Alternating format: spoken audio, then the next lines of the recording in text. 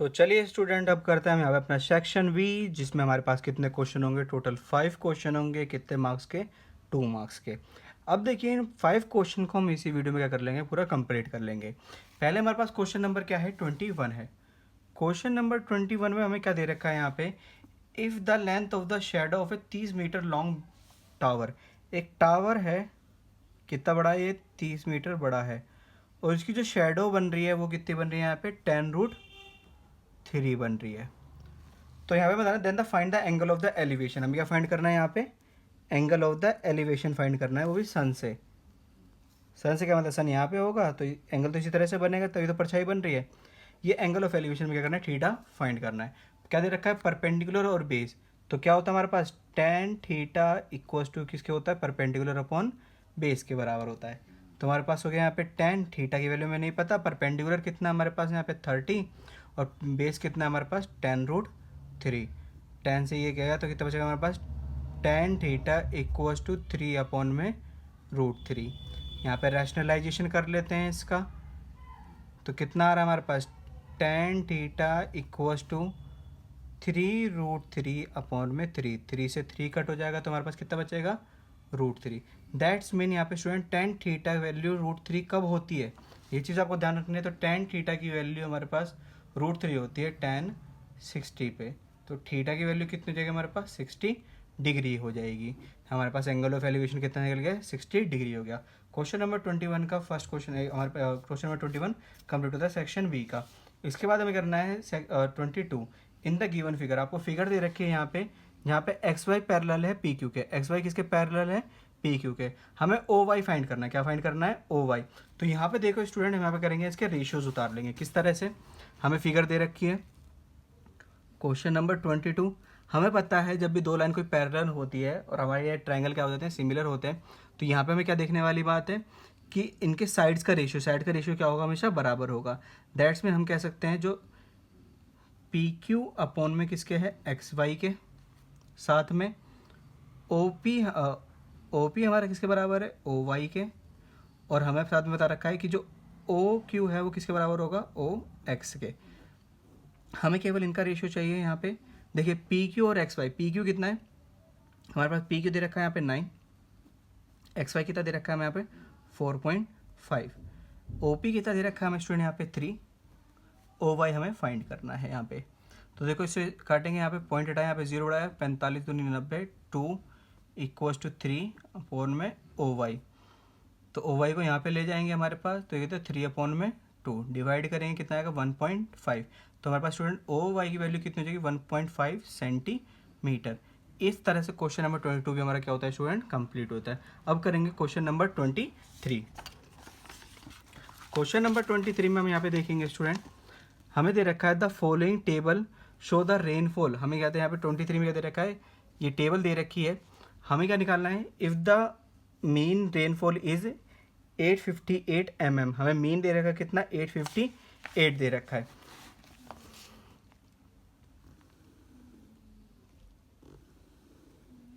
सबसे पहले हमें सी आई दे रखा है यहाँ पे कितना? 200 से 400,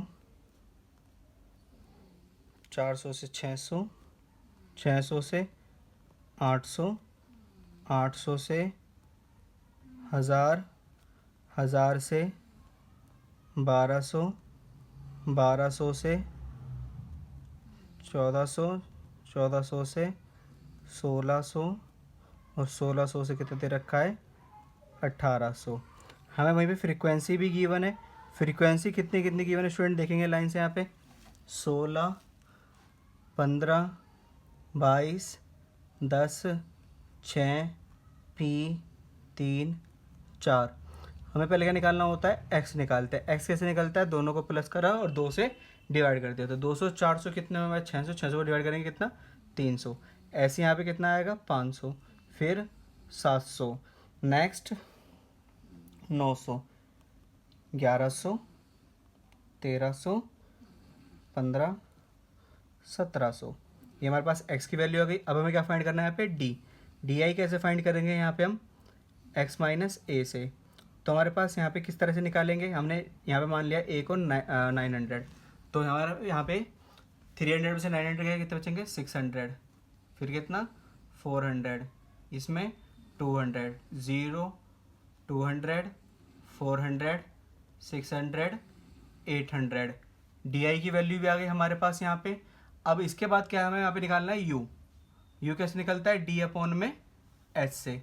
तो यहाँ पे हम फाइंड करते हैं दो, यहाँ पे एच की वैल्यू कितनी रखेंगे हम 200, 200 डिवाइड करेंगे कितना आएगा -3, -2, -1, 0, 1, 2, 3, 4। ये तो हमने यू निकाल लिया। अब क्या निकालना है FI फाइंड करना है हमें। किस तरह से, यहाँ पे F को U से मल्टीप्लाई करना है। तो 16 3 सा कितना हो जाएगा 48, वो भी माइनस का। 15 2 सा कितना हो जाएगा 30, 21 1 सा 22 1 सा 22, 0 का 0, 6 1 सा 6, यहाँ पे कितना हो जाएगा 2p, 3 3 सा 9, 4 4 सा 16।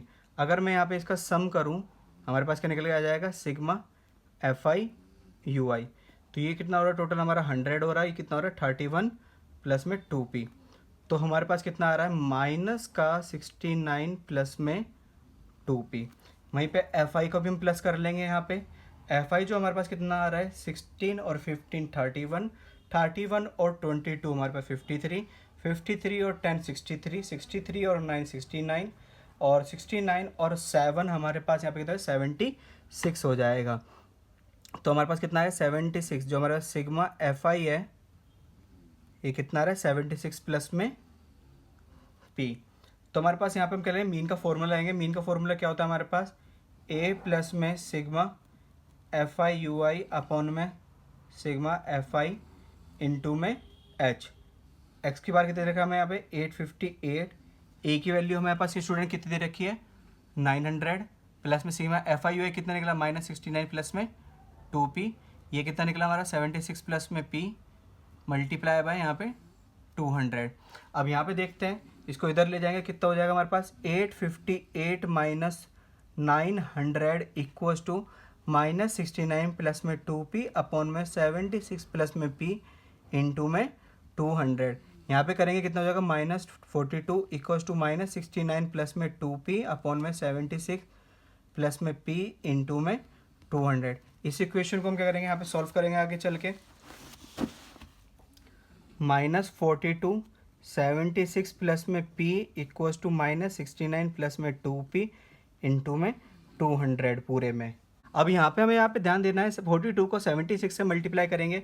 जैसे हम 42 को 76 से मल्टीप्लाई करते हैं हमारे पास स्टूडेंट यहाँ पे कितना आएगा 3192 माइनस का। ऐसे इसको करेंगे 42 को p से तो कितना है माइनस का 42p आएगा। 69 को 200 से करेंगे कितना आएगा 13800, वो भी माइनस का। और 69 को 2 को किससे करेंगे सिर्फ 200 से करेंगे कितना आ जाएगा 400p आ जाएगा। तो हम जितने p वाले इसको एक साइड कर लेंगे। जैसे हमारे पास यहाँ क्या है 400p, ये प्लस का क्या हो जाएगा यहाँ पे 42p।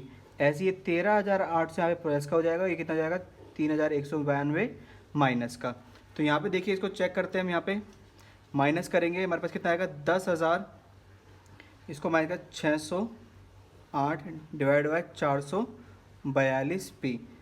10,608 को जैसे ही हम 442p से डिवाइड करेंगे तो हमारे पास p यहाँ पे रख देंगे। 442 से डिवाइड करेंगे कितना आ जाएगा हमारे पास 24। तो p की वैल्यू कितनी है स्टूडेंट हमारे पास यहाँ पे 24 आ जाएगी। अब देखिए क्वेश्चन नंबर 24 में the minute hand of clock is 6 centimetre long. Find the area solved by this hour and from 8:10 to 8:45। अब हमारे पास यहाँ पे क्या दे रखा है एक घड़ी है, यहाँ पे इसकी जो मिनट हैंड है वो कितना है यहाँ पे 6 सेंटीमीटर लॉन्ग है। अभी कितना हो रहा है 8:45 हो रहे हैं। तो यहाँ पे कितना एरिया स्वाइप्ड हुआ है इसका हमें क्या निकालना है एरिया निकालना है। तो एरिया कैसे निकालते हैं हम सबसे पहले यहाँ पे निकालेंगे। देखिए पूरा सर्कल यहाँ पे कितने डिग्री का होता है हमारे पास ये 360 डिग्री। तो 60 मिनट इक्वल्स टू 360, तो 1 मिनट कितना हो जाएगा किसके बराबर हो जाएगा 360 डिवाइडेड बाय 60। 60 से गया हमारे पास ये, तो 1 मिनट का कितना आ गया हमारे पास 0 को 0 6 6 36 6 डिग्री। 1 मिनट में सुई कितनी डिग्री जाती है 6 डिग्री घूमती है। यहाँ पे टोटल कितने मिनट हो गए, 8:10 से 8:45 तक, 8:45। तो यहाँ पे कितने हो गए टोटल मिनट, यहाँ पे 35 मिनट। तो हम 35 मिनट में कितने डिग्री जाएगा ये, तो 35 इंटू 6 दैट्स मीन 210 डिग्री।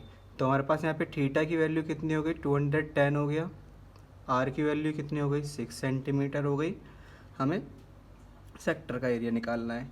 तो एरिया ऑफ सेक्टर जो होता है हमारे पास कितना होता है, थीटा अपॉन में 360 multiply by pi r square. Theta कितना है, 210/360। पाई की वैल्यू कितनी हो गई, 22/7। और हमारे पास आर की वैल्यू कितनी हो गई, 6 इंटू 6। कट करते हैं, 0 से 0 गया, 3 7 21, 3 1 3, 3 2 6। इसके बाद यहाँ पे और कट कर सकते हैं हम, यहाँ पे 7 से 7 गया हमारे पास, 6 2 12, 2 3 6। तो हमारे पास कितना बच रहा है यहाँ पे, 22 इंटू में 3 मल्टीप्लाई करेंगे 66 सेंटीमीटर स्क्वायर। तो हमारा क्वेश्चन नंबर 24 यहाँ पे कंप्लीट होता है, जिसका आंसर हमारे पास कितना आता है, 66 सेंटीमीटर स्क्वायर। क्वेश्चन नंबर 25 में 2 ऑप्शन है, 2 में से हम कहते हैं पहला ऑप्शन करेंगे ए। बी वाला जो ऑप्शन है हमारा चैप्टर नंबर 4 में से है। तो यहाँ पे देखिए हमारे पास क्या निकालना है, find the zeros of the polynomial. हमें क्या करना है, इसके जीरोस फाइंड करने हैं। इस इक्वेशन के जीरोस हमें यहाँ पे फाइंड करने के लिए 25 का हमारे पास क्या है, 2x² माइनस 7x प्लस में 3। तो यहाँ पे इसे कंप्यूट करते हैं, 2x², 3। यहाँ पे इसके फैक्टर करेंगे, फैक्टर करने मल्टीप्लाई करने पे क्या आना चाहिए, 6x² और प्लस माइनस करने पे क्या आना चाहिए, 7x। तो कितना हो जाएगा, -6 और माइनस का 1x। तो 6 1 6 और 6 और 1 कितना हो गया, 7 हो गया। इन दोनों में से क्या कॉमन ले सकते हैं स्टूडेंट हम, 2x। तो क्या बचेगा, x माइनस 3। यहाँ पे -1 कॉमन ले लो, क्या बचेगा, x माइनस 3। तो यहाँ पे हो जाएगा 2x माइनस 1 और दूसरा क्या हो जाएगा, x माइनस 3। x की वैल्यू क्या हो गई, 1/2 और x की वैल्यू कितनी हो गई, 3। हमारे पास यहाँ पे जीरोस आ गए। अब इन जीरोस को फाइंड भी करना होता है, कैसे, sums of zero equals to किसके होता है हमारे पास, -b/a के। और प्रोडक्ट ऑफ जीरोस किसके बराबर होता है स्टूडेंट हमारे पास यहाँ पे, c/a के। तो जीरो हमारे पास अल्फ़ा 1/2 प्लस में बीटा की वैल्यू कितनी है, 3 इक्वल्स टू माइनस बी की वैल्यू कितनी है हमारे पास, 7 और a की वैल्यू कितनी है, 2। कंप्यूट करते हैं, 2 3 6, 6 के 1 7/2। और यहाँ पे माइनस प्लस 7/2 हो जाएगा। ये तो हो गया हमारे पास, कहते हैं सम्स ऑफ जीरोस तो कंप्यूट हो गया। अब प्रोडक्ट ऑफ जीरो देखते हैं, 1/2 इंटू में 3 इक्वल टू सी की वैल्यू कितनी है, 3 और ए की वैल्यू 1। ये हो गया 3/2 और ए की वैल्यू तो 2 थी यहाँ पे, तो ये भी 3/2। यहाँ पे हमारे पास ये क्या होता है, वेरीफाइड भी होता है। इस तरह से क्वेश्चन नंबर 25 भी हमारे पास क्या होता है स्टूडेंट, कंप्लीट होता है।